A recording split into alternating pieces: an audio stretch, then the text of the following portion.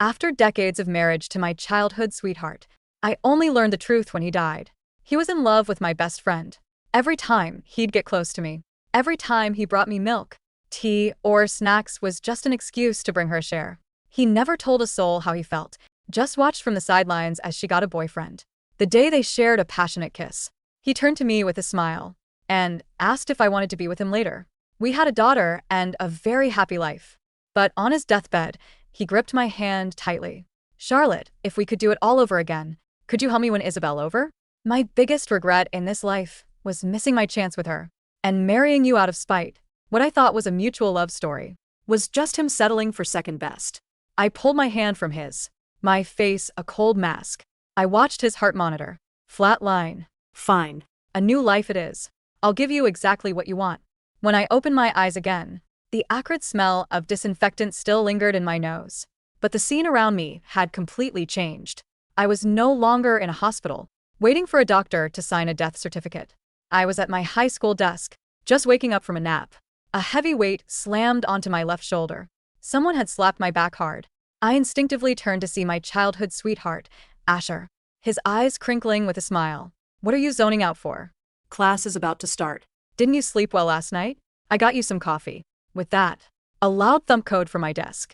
It was the sound of a bottled coffee being slammed down, as if to catch someone's attention. I met his gaze. His eyes were clear and bright, and when he looked at me, it seemed as if I was the only person in the world. In my last life, it was that earnest, focused gaze that had stolen all my love. Remembering his last words, the irony was sickening. "I don't like coffee." Thinking back, the signs were there all along. Isabel was the one who loved coffee. I never did. Asher looked momentarily stunned, as if he couldn't understand why the girl, who always greeted him with a smile, would reject him so bluntly. He offered a placating grin, his gaze cautious. "Then what do you like? I'll go buy it for you after class." My desk mate and so-called best friend, Isabel, shot me a glance before flashing a sweet smile at Asher. "It's okay. I love coffee, Charlotte. You can give it to me." The moment she spoke, Asher snapped out of it, handing her the other bottle he had been clutching in his hand. "This one is for you." A rare, unnatural blush crept up the handsome planes of his young face. I took in the entire little exchange. I pushed the coffee on my desk toward Isabel. She winked at me happily. "Looks like I'm benefiting from being your friend again, Charlie." But that afternoon, when I went to the restroom, I overheard her complaining to another girl through the thin wall. "You know, she's so extra. Is she trying to show off how much Asher cares about her? Honestly, who would even be friends with her if it wasn't for Asher?" To escape this toxic little trio, I asked my homeroom teacher to change my seat. She was frowning at my report card. "Charlotte, I know you're a good kid, but you can't let your friendships distract you from your studies. Your ranking has dropped by 20 spots this semester. You used to always be in the top 5. At this rate, how are you going to get into a top-tier university?" "Mrs. Davidson, that's actually what I came to talk to you about. I'd like to change seats." Mrs. Davidson gave me a surprised look. I was the one who had originally asked to sit with Isabel, claiming we could help each other study. Her grades had improved significantly. Mine, on the other hand, had steadily declined as my focus wavered in my past life. Because of this, I only managed to get into a decent state school, missing out on the dream university that had once been within my reach. With a second chance, I wanted to fix my past regrets. When I stepped out of the teacher's office, I was surprised to find Asher waiting for me in the hallway. Since starting high school, he'd had a growth spurt, quickly transforming into a tall, handsome teenager. I had to tilt my head up to meet his eyes. Asher's lips were pressed into a thin line, his expression a little awkward. He pressed something warm against my arm. I looked down. It was a carton of low-fat, high-calcium milk. A sudden laugh escaped me. So he didn't know what I liked. He'd just never bothered to give it to me before. This time I took it. Seeing me smile, his expression relaxed. I was about to speak, but I beat him to it. "I asked Mrs. Davidson to make you and Isabel desk mates. I know you like her. Don't miss your chance." There was no joy on Asher's face. He just stood there, frozen. I gave him one last look and walked past him without another word. Mrs. Davidson was efficient. The seats were changed right after physics class. I hadn't expected, however, to be seated next to the school's academic legend, the top-ranked student in both our class and our year, Felix. He was a man of few words. I'd never seen him speak except to answer a question. When he heard someone was finally going to occupy the empty seat beside him, The pen, scratching formulas on his notepad, paused for a fraction of a second. He simply glanced up at me. His dark eyes behind his glasses were as still and lifeless as a pool of magnet water. That day, for the first time, I listened to an entire day of lectures without any distractions. Without those two next to me, even the air felt fresher. After evening self-study, I was still lost in my work when a shadow fell over me. It was Asher. He called my name with the same old intimacy. "Charlotte, let's walk home together." I could hear a faint excitement in his voice. He must be thrilled to be sitting next to the girl he liked. I didn't even look up. "No, thanks. You go ahead. I'm going to stay a bit longer." As if he didn't notice the distance in my tone, Asher didn't move.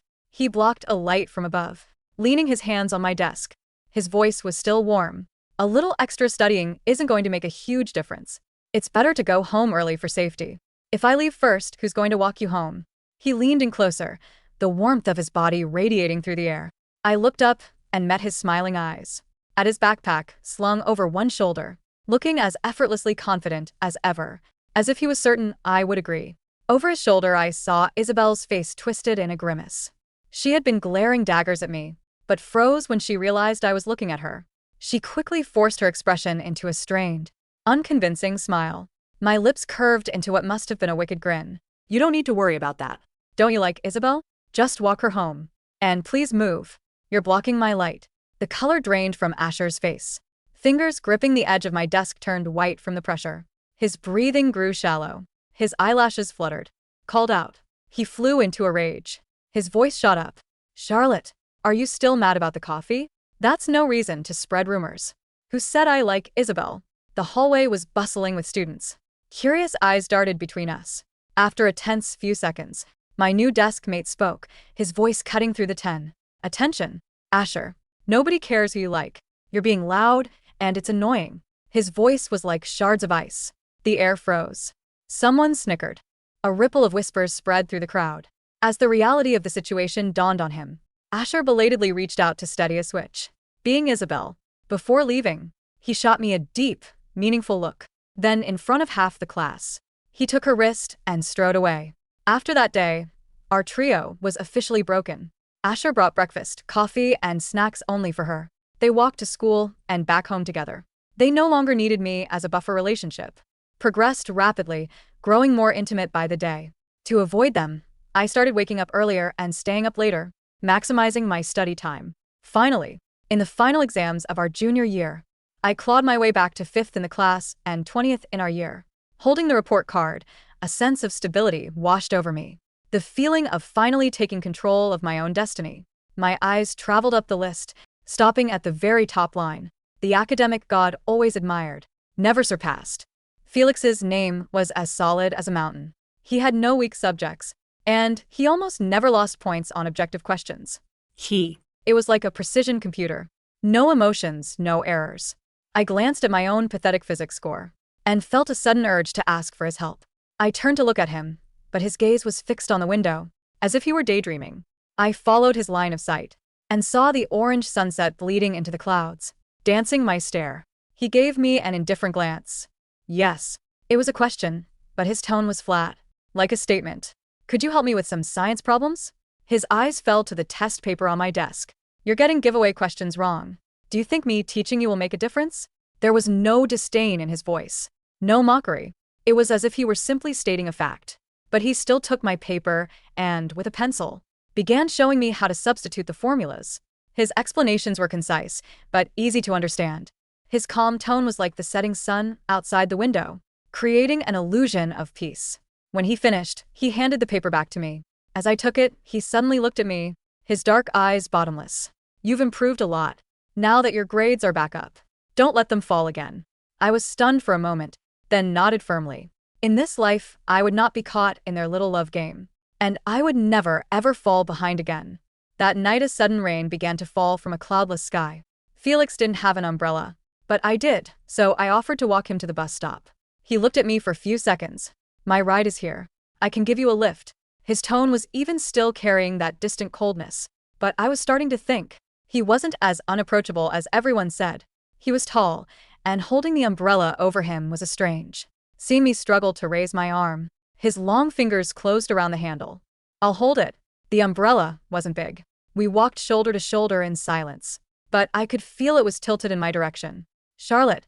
Over the downpour, I heard someone calling my name. It was a voice that should have been the most familiar in the world. We'd spent decades together in my past life, but now it sounded like a strange anger's. I didn't want to get entangled with Asher, so I kept walking. Felix glanced at me. I remember you two used to be close. I'm surprised you pay attention to that stuff. I thought you were always buried in your books, I said. A tiny twitch played at the corner of his lips. It was the first time I'd ever seen such a vivid expression on his face. I'm studying, not deaf and blind. Asher's so loud, it's hard not to hear him. Just then a figure blocked our path. Asher stood there without an umbrella, soaked to the bone.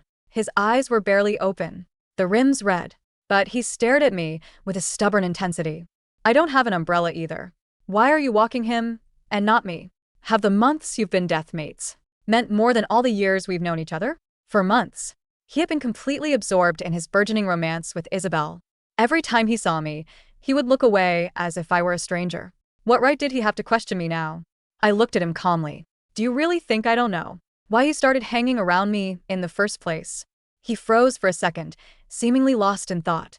We took the opportunity to walk around him and leave. It was true. I should have realized it in my last life. His sudden attention wasn't because our parents were friends. It was because the new transfer student, Isabel, was my friend. She was beautiful with a gentle personality, but she was also bold, wearing pretty floral dresses under her school uniform. The day after she transferred, she approached me and said she wanted to be friends. Her eyes were sparkling, captivating. And just like that, we were friends. We ate lunch together, went to gym class together. Shortly after, Asher, who was in our class also, started getting close to me. Before, we'd only ever exchanged polite greetings. After Isabel arrived, he started acting like we were the best of friends. The friend I thought I had was hiding other motives. Special treatment I thought I was receiving was just his little trick to get closer to her. The rain grew heavier. The car that was picking Felix up was waiting at the school gate. He held the umbrella as he opened the car door with one hand and gestured for me to get in. I didn't hesitate. I gave the driver my address. Less than 10 minutes later, we were at my door. Before I got out, Felix called my name. His eyes were unreadable in the dim light. I won't be coming back after the break. Study hard. If your grades slip again, no one will respect you. His voice blended with the sound of the engine. Rain hammered on the umbrella. It was a rhythmic, drumming sound that somehow matched the steady, relentless beating of my own heart. I stood on the porch, watching the taillights of his car bleed into the wet darkness until they completely disappeared. I won't be coming back after the break. The words echoed in my mind, stark and unembellished. There was no grand farewell, no flowery explanation, just a simple statement of fact, followed by an expectation. If your grades slip again, no one will respect you. I lowered the umbrella, letting the cold spray mist against my face. He was right. In my previous life, I had sacrificed my respect, my ambition, and my very identity on the altar of a boy who only saw me as a convenient stepping stone. When classes resumed after the break, the seat next to me was empty. The morning sun hit the pristine wood of the desk, illuminating the absence of the boy who used to sit there, silently calculating physics equations as if the rest of the world didn't exist. The homeroom teacher briefly announced that Felix had been accepted into an elite, accelerated pre-university program overseas. A collective gasp rippled through the classroom, followed by a flurry of envious whispers. I didn't whisper. I just reached into the desk drawer to pull out my textbooks. My fingers brushed against something unfamiliar, a heavy, spiral-bound notebook that hadn't been there yesterday. I pulled it out. The cover was blank, but the moment I flipped it open, I recognized the sharp, precise handwriting. It was filled with advanced physics formulas, broken down step by step into agonizingly clear terms. Beside the particularly brutal kinematics problems, the ones I always failed were tiny, concise annotations. You always mix up the vectors here. Stop rushing. And on the very last page, written in a stroke so light it was almost a ghost, top 5 isn't good enough. Take the number 1 spot. A sudden, fierce burning prickled the back of my eyes. I blinked it away, tracing the ink with my fingertip. I didn't know why a boy I had barely spoken to for months had bothered to leave me his personal study Bible. Maybe he recognized a kindred spirit in my sudden, desperate hunger for success. Or maybe he just hated seeing potential wasted. It didn't matter. I closed the notebook, my jaw setting into a hard line. I was going to take that #1 spot. Without Felix to act as a physical barrier, Asher seemed to think the invisible wall between us had vanished. It started with small things. A lingering glance by the lockers. A hesitated step in my direction when we passed in the cafeteria. But I was a ghost to him, breezing past his pathetic attempts at eye contact without breaking stride.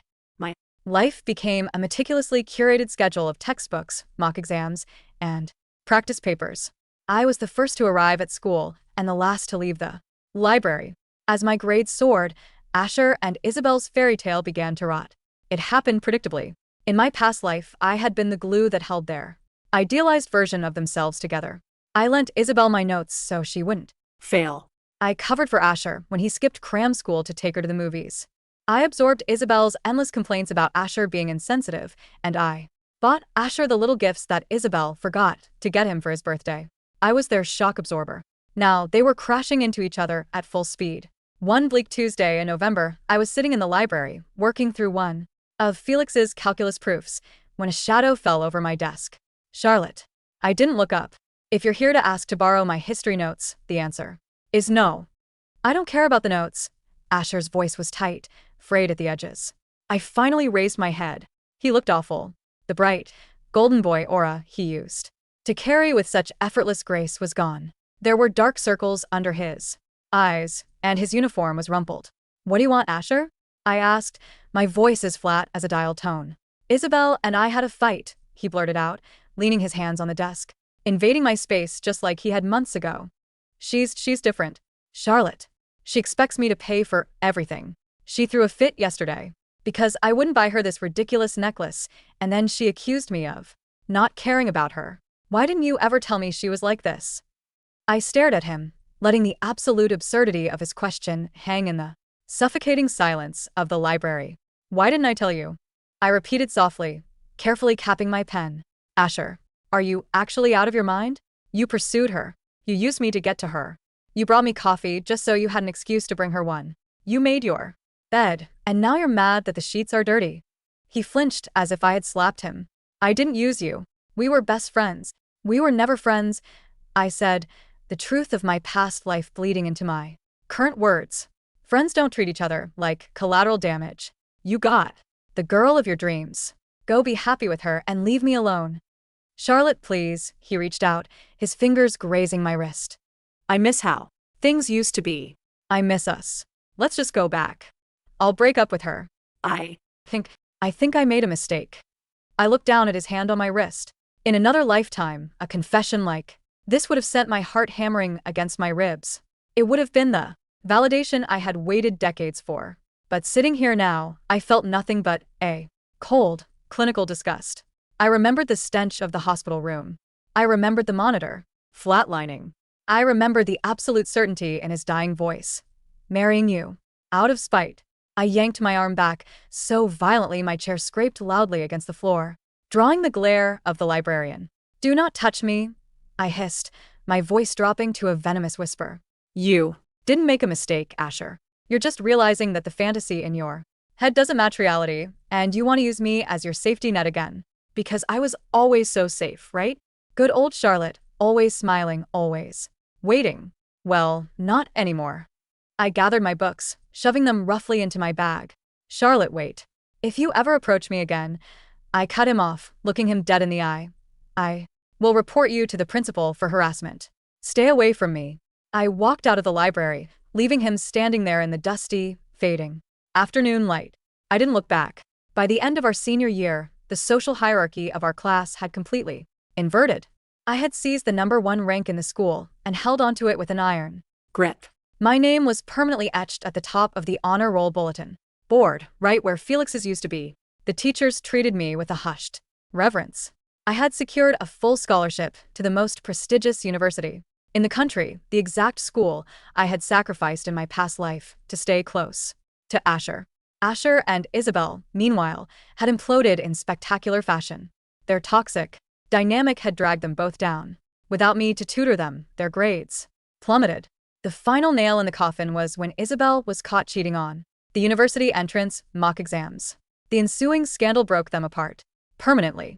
Isabel transferred schools in disgrace 2 months before graduation. Asher barely scraped by, ending up at a third-rate community college, 2 towns over. On graduation day, the air was thick with the smell of cheap perfume, sweat, and blooming hydrangeas. I stood by the school gates, holding my diploma, taking a deep breath of the warm summer air. I was free. Charlotte. I didn't bother turning around. I just sighed. Asher stepped into my line of sight. He looked hollowed out. The vibrant, arrogant boy who had slammed a coffee on my desk 2 years ago was entirely gone. He held a single, pathetic-looking white rose. "I know you hate me," he said, his voice trembling. "And I know I don't deserve your forgiveness. But I need you to know. You were the best thing that ever happened to me. I was so blind. I spent so much time chasing someone who didn't care about me. I didn't realize that the person I actually needed was right beside me the whole time." He held out the rose. "I love you, Charlotte. I think I always did." A bitter, humorless laugh clawed its way up my throat. It was almost poetic.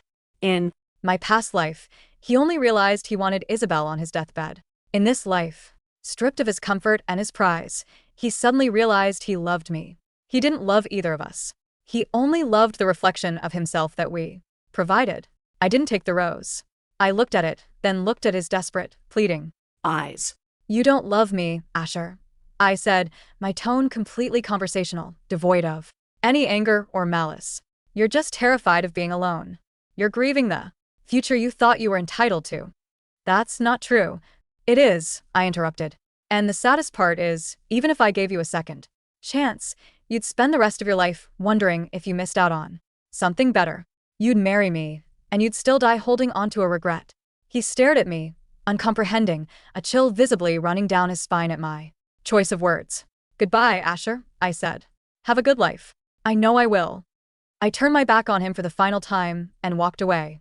I didn't feel a surge of triumph. I didn't feel a rush of adrenaline. I just felt incredibly, wonderfully light. For years later, the campus of the Massachusetts Institute of Technology was a labyrinth of brick, glass, and brilliant, intimidating minds. I was in the final year of my undergraduate degree in applied physics, currently buried up to my elbows in a disastrously complex fluid dynamics project. The lab was quiet, save for the hum of the ventilation system and the rhythmic tapping of rain against the high windows. It was nearly midnight. I was massaging my temples, staring at a set of anomalous data points on my monitor that threatened to ruin 3 months of work when the heavy door to the lab clicked open. "You're calibrating the sensor array incorrectly." The voice was deeper than I remembered, resonant and impossibly calm, cutting through the silence of the room like a perfectly tuned instrument. I froze.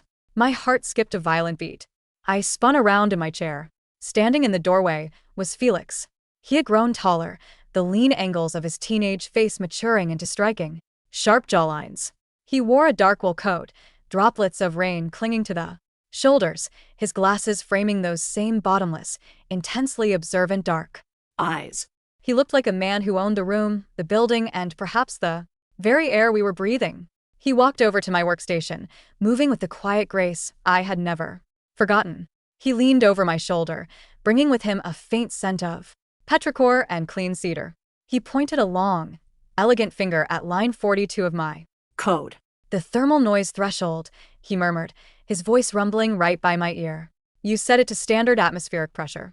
But your containment chamber is running a partial vacuum. You're reading the machine's own heat as anomalous data."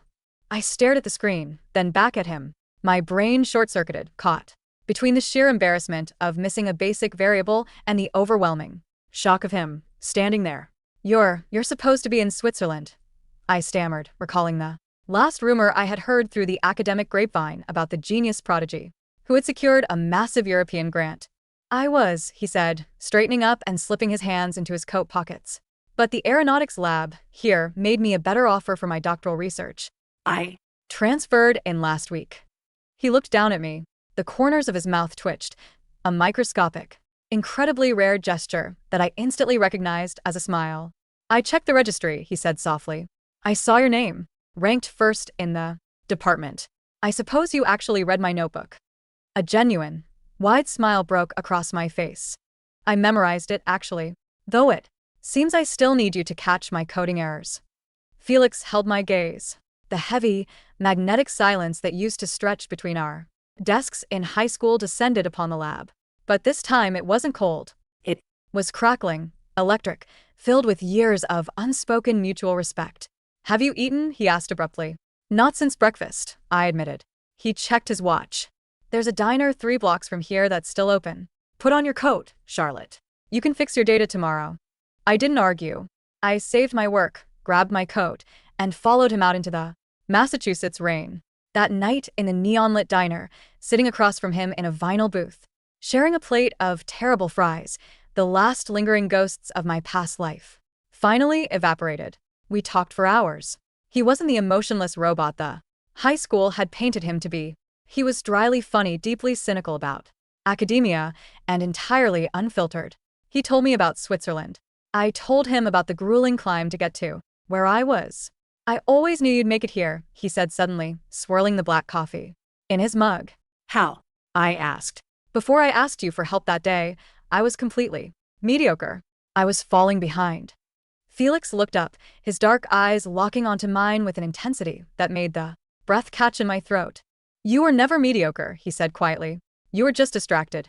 I used to watch you. You had this fire in you, but you kept pouring water on it to keep the people around you comfortable. That day you asked to switch seats, I saw the fire finally catch. You burned the dead weight. It was the most fascinating thing I had ever seen. He reached across the table, his fingers lightly brushing the back of my hand. The touch was brief, entirely respectful, but it sent a jolt of electricity straight to my core. I left you that notebook because I wanted to make sure the fire didn't go out, he said. I looked at his hand, then up at his face. It didn't. The transition from friends to colleagues to something much, much more happened, with a natural inevitability, like water finding its course down a mountain. There were no petty games, no jealousy, no hidden motives. There was only the work, the shared late nights, and a profound, unshakable trust. 2 years later, Felix and I co-authored a paper on atmospheric fluid dynamics. That was published in Nature. 3 years after that, we were married. It wasn't a massive, opulent wedding. It was a small ceremony in a botanical garden in early autumn. Just close colleagues, my parents, and a few friends I had made in Boston.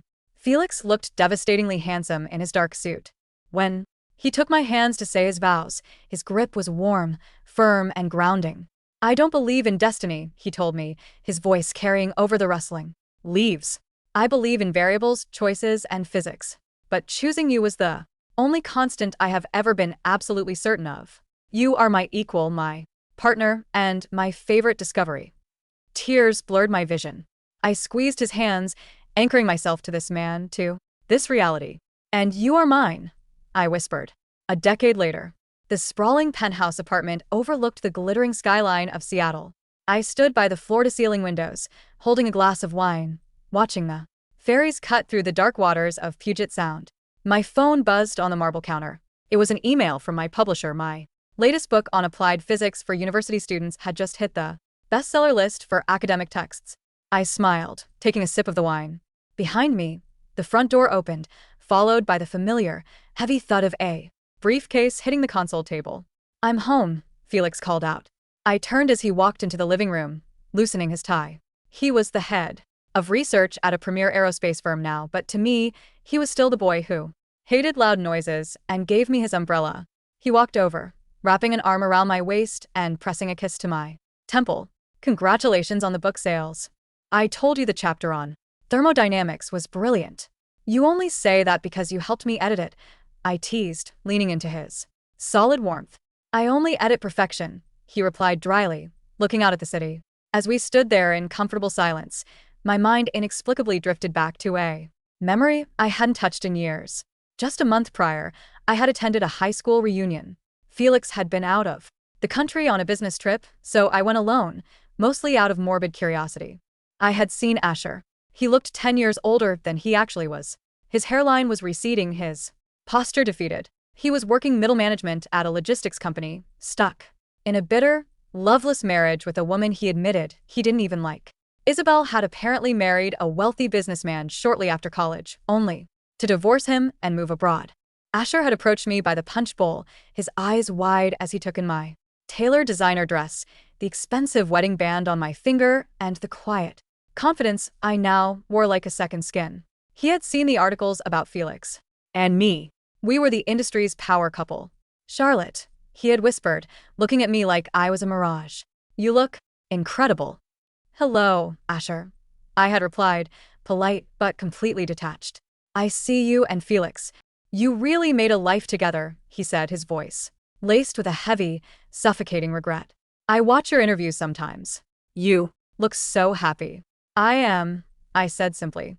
He had looked down at his cheap shoes, his hands trembling slightly. I think about you every day. I think about what we could have been. If I had just been smarter. If I hadn't been so blind. He looked up, tears shining in his tired eyes. Tell me the truth, Charlotte. Did you ever love me? Even a little bit? Before you pushed me away? I had looked at him, feeling absolutely nothing. No pity, no anger. Just the cool distance of a stranger observing a tragic play. I think, I had told him softly, that in another life, I loved you enough to die for it, and you repaid me by wishing I was someone else. He had frowned, confused by the riddle of my words. What? Another life? But in this life, I continued, ignoring his confusion, I only love my husband. I had walked away from him then, leaving him entirely to the ghosts of his own making. What are you thinking about? Felix's deep voice pulled me back to the present. He gently took the wine glass from my hand and set it on the sill, turning me to face him.